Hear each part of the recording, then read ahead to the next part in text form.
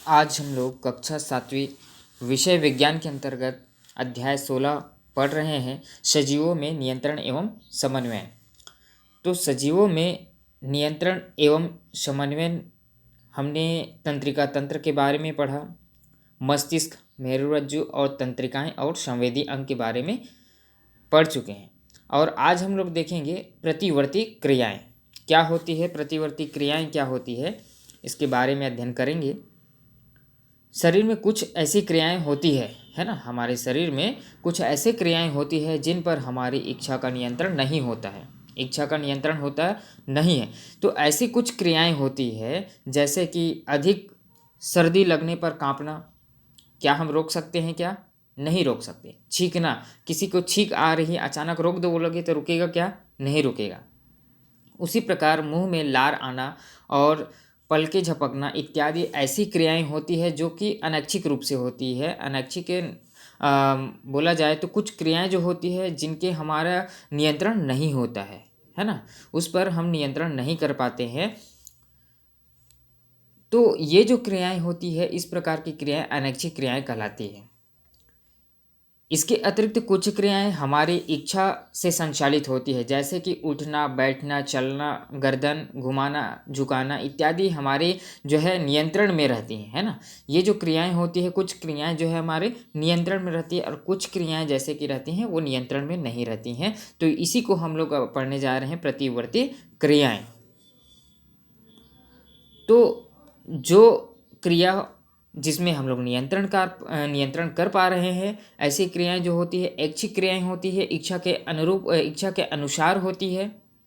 और कभी कभी अनैच्छिक क्रियाएं तुरंत व स्वतः हुई होती है।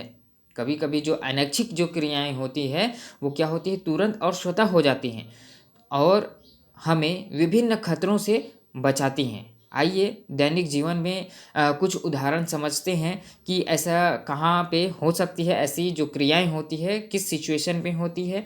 तो जैसे कि रास्ता पार करने समय, जब हम रास्ता पार करते हैं उस समय ध्यान देने वाली बात यह है कि इस समय कोई गाड़ी अचानक सामने आ जाए तो आप तुरंत रुक जाते हैं, ठीक है। ये जो है कभी कभी जो है ये क्रियाएं क्या होती है, खतरों से बचाती। तो ये जो है स्वतः होती है, हम उस समय दिमाग नहीं लगा पाते, लेकिन ये जो है स्वतः ही होने वाली जो क्रियाएं होती है। तेज धूप में आँखों से जो पलकें होती है आधी मूंद जाती है। जब आपके जो आँखें हैं उस आँखों में क्या है, अधिक रोशनी पड़े तो आँख हमारी क्या हो जाती है, पूरी तरीके से खुली नहीं रहती हैं, अधूरी बंद हो जाती है। तो उस प्रकार की जो क्रियाएं होती है वो स्वतः ही होती है ना, उस पर हमारी जो है कंट्रोल नहीं रहती, वो स्वतः ही होती है।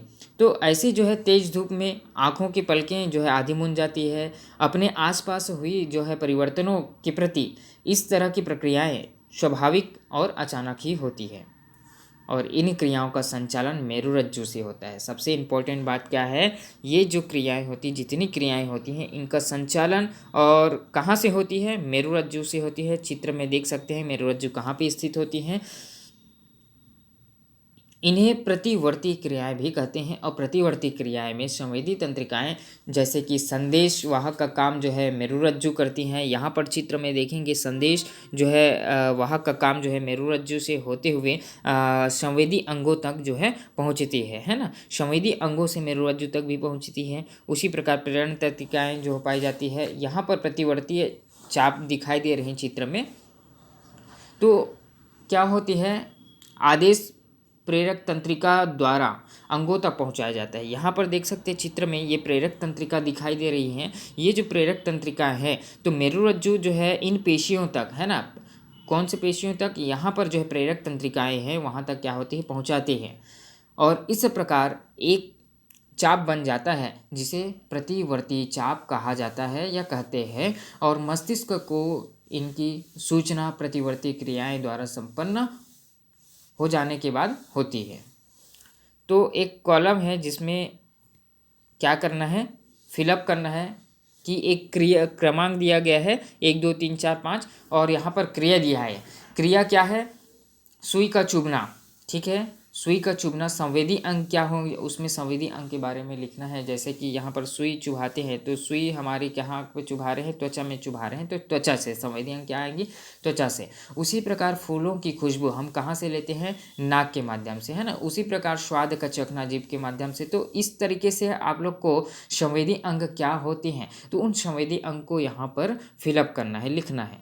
आवाज़ सुनना, गर्म वस्तु को स्पर्श करना इत्यादि। तो हमारी जो त्वचा, नाक, जीभ, आँख क्या है, संवेदी अंग है ना, जहाँ पर संवेदनाओं को क्या करते हैं, ग्रहण किया जाता है, और वो जो है बाह्य उद्दीपनों को ग्रहण करते हैं, और इन्हें ज्ञानेंद्रिय भी कहा जाता है। तो ज्ञानेंद्रिय के यदि 5 नाम पूछा जाए तो आप लोग बता सकते हैं कि त्वचा, नाक, जीभ, आँख, कान इत्यादि क्या है, हमारी ज्ञानेंद्रियाँ हैं।